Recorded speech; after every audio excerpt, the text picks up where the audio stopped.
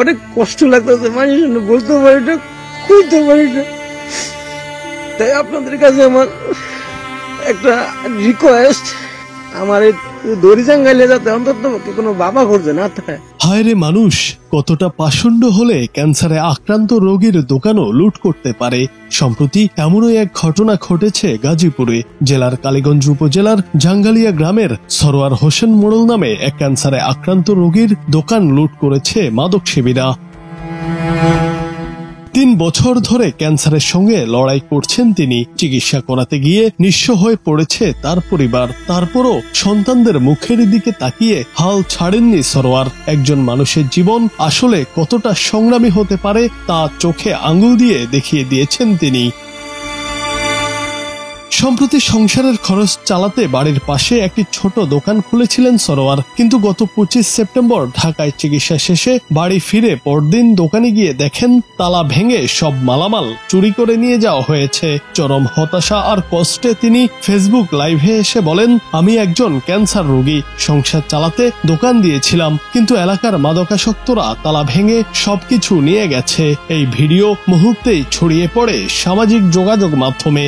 আমার blood cancer আছে, চিকিৎসা করে আমি নিঃস্ব।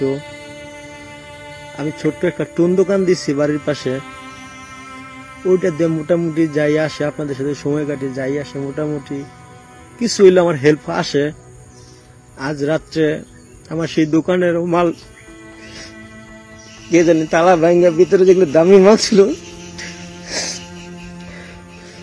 সব চুরি করে লয়ে গেছে গা। অনেক কষ্ট লাগতেছে, মানুষের জন্য বলতে পারি না, খুলতে পারি না। তাই আপনাদের কাছে আমার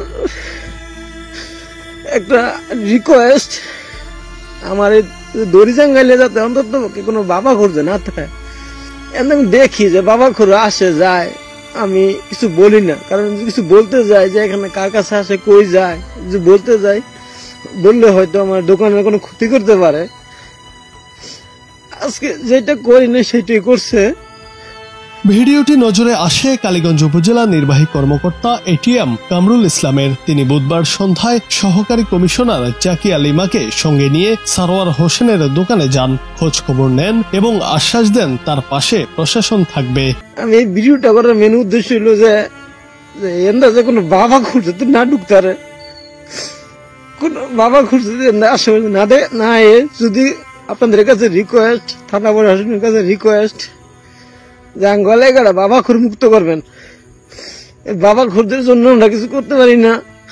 আমি ছোট্ট একটা টোনের দোকান দিচ্ছি, ওইটার মালগুলো রাখতাম না আমি চোরদের কারণে।